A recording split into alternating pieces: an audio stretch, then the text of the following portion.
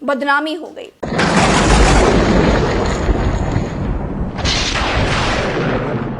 ले बदनामी हो गई। लाखों आदमी मर गया, लेकिन ये रोते घूम रहे हैं कि इनकी बदनामी हो गई। लोग लाश बनकर गंगा में बहते रहे, इनका दर्द यह है कि इनकी बदनामी हो गई। श्मशानों में जगह नहीं थी, लोग गंगा किनारे दफन हो गए, तमाम घर उजड़ गए, बच्चे अनाथ हो गए। लेकिन ये परेशान केवल इसलिए थे कि इनकी बदनामी हो रही थी। ऑक्सीजन के लिए लोग लाइन लगाए खड़े थे, अस्पतालों में जगह नहीं थी, दवाओं की कालाबाजारी हो रही थी, श्मशान आग उगल रहे थे। लेकिन इनको लगता था कि कुछ भी हो जाए लेकिन बदनामी ना हो।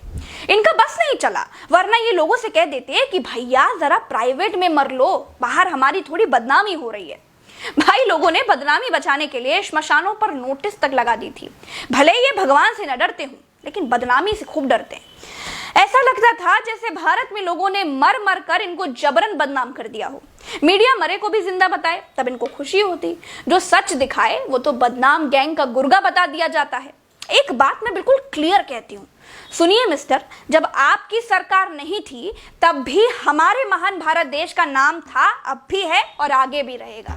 लेकिन भारत की जितनी भद्द आपने पिटवाई है ना, उतनी किसी ने भी नहीं पिटवाई। जब भारत को वैक्सीन की जरूरत है तब वैक्सीन बनाने वाले पूना वाला डरकर लंदन भाग गए, कहा कि भारत में मुझे खतरा है, तब बदनामी नहीं हुई, या वो भी डंका बजाने के खाते में रखा जाए। आपदा में मदद के तौर पर केनिया जैसे गरीब देश ने भारत को मूंगफली, चाय, कॉफी वगैरह खाने पीने के लिए भेजा है। भारत को यह दिन दिखा दिया कि केनिया जैसे देश हमें राहत भेज रहे हैं। ये भी डंका बजने में गिना जाएगा कि हमारा डंका बज रहा था इसलिए गरीब अफ्रीकी देश ने हमको भैया मूंगफली भेजी है ना। राष्ट्रवाद की नकली घुट्टी की शीशी से अंधभक्ति का लेवल उतारिए, तब दिखाई देगा कि आपके कर्मों की सजा भारत देश भुगत रहा है। और उससे निकली आह को अखबारों ने छापा, सत्य के सामने आने को आप बदनामी कहते रहे। आप कहिए जो अखबारों ने छापा है, जो विदेशी मीडिया ने छापा है, वो सब झूठ है, कह दीजिए। अगर सच छापा है तो बदनामी कैसी? और अगर सड़क बनाने वाले ठेकेदार ने 2 कौड़ी की सड़क बनाई जिस पर लोग गिर गिर कर मरते गए, तो उससे देश की नहीं ठेकेदार की बदनामी होती है। PWD उसे कभी भी अगला टेंडर नहीं देता। उसी तरह देश है, अगर एक पार्टी की सरकार नाकाम साबित हुई है तो उससे महान देश बदनाम नहीं होगा। उस पार्टी की, उस सरकार की नाकामी दिखाई देती है जिसने देश को बदनामी की दशा तक पहुंचा दिया हो। बताइए, पोस्टर लगाने से बदनामी हो गई? किसी ने लिखकर पूछ लिया कि भाई ये बताओ कि हमारे बच्चों की वैक्सीन विदेश क्यों भेज दिया, तो बदनामी हो गई। इन्हीं का नाम है, बाकी तो सब काना भाटा खाकर पैदा हुए थे, उनका कुछ है ही नहीं। एक एक आदमी की मौत की जिम्मेदार देश की सरकार है, इससे किसी को भी कोई डाउट नहीं होना चाहिए। जो खुद बदनामी चिल्लाते हैं वो दूसरों की बदनामी का जाल बिछाते हैं। ये कह रही है ममता बनर्जी। ममता ने कहा है कि प्रधानमंत्री बैठक में मुझे बुलाया गया था, मैं गई थी और प्रधानमंत्री परमिशन से आई थी, लेकिन बाद में खाली कुर्सियों की फोटो डाल दी। क्यों?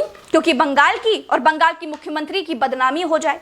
ममता बनर्जी का कहना है कि बंगाल के भले के लिए अगर प्रधानमंत्री के पैर भी छूने पड़े तो वो छू लेंगी, लेकिन प्रधानमंत्री बंगाल को और बंगाल के मुख्यमंत्री को बदनाम ना करें। If Prime Minister tell me you touch my feet, I will help Bengal. That also I am ready to do.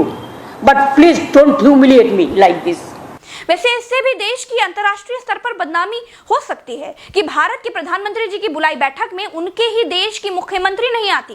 जैसे गुजरात का सीएम रहते हुए मोदी जी तब तक के प्रधानमंत्री मनमोहन सिंह की बैठक में नहीं जाया करते थे। वैसे खाली कुर्सी दिखाने से बदनामी होती है, लेकिन ये बदनामी प्रधानमंत्री वाले बीजेपी खेमे को सूट करती है। इस बदनामी से खूब सहानुभूति जो मिलती है, इसीलिए ये वाली बदनामी अच्छी लगती है। दोस्तों, मेरे लिखे संपादकीय व्यंग यानी कि मेरे आर्टिकल्स मेरी वेबसाइट ultachashma.uc.com पर देखिए, पढ़िए और जो भी राय हो वो कमेंट में बताइए। मैं वहां पर आपके कमेंट का जवाब 1 घंटे के भीतर गारंटी के साथ देती हूँ। और ट्विटर पर मुझे फॉलो करना बिल्कुल मत भूलिए। @प्रज्ञा_live नाम से ट्विटर पर खोजिए, सबके लिंक डिस्क्रिप्शन में है। अब चलते हैं। राम राम, दुआ सलाम, जय हिंद।